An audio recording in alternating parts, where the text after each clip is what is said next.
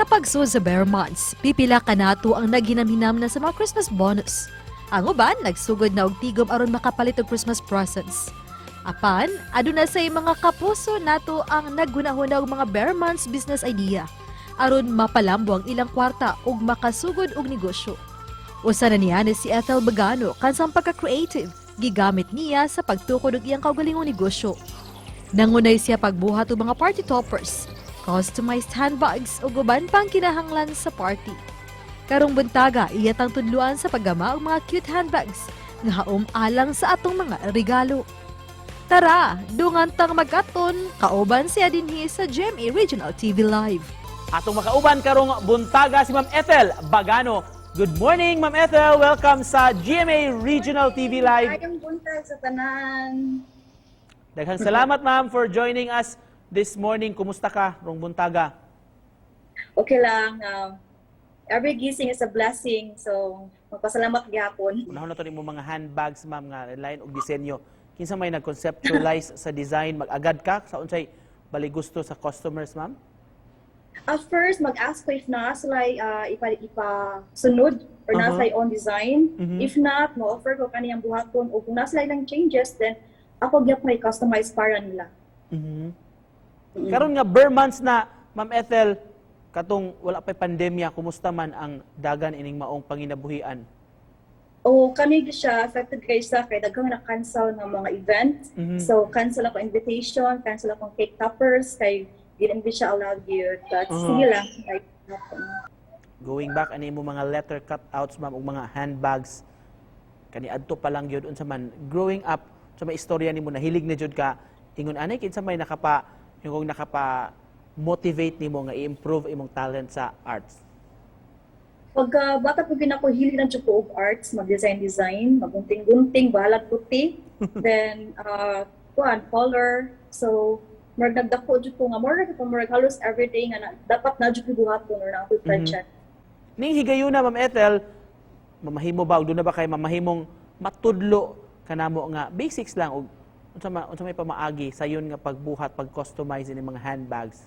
Simple, pinaka-basic lang kini siya nga steps sa paper bag.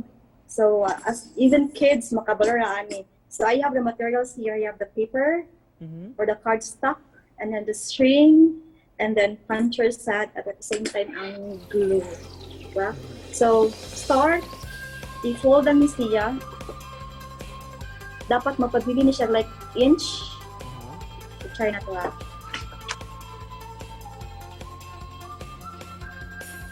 Like this. Napilin ni kamay. Then, i-glue lang siya. And then, ang base na po, next, ang base na po, i-muon. I-fold lang siya, something like this. Fold lang. And then, next is, open diri, then mag-triangle lang siya. I'll show you.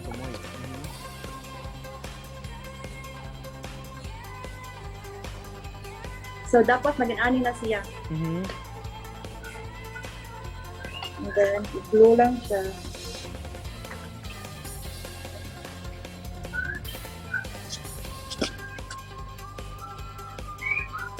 Okay, diba? I-glue lang siya. Then, ipaan siya doon.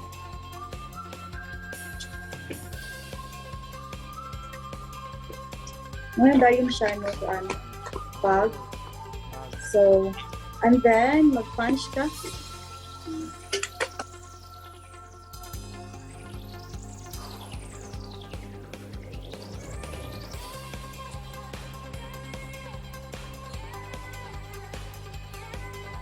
Here.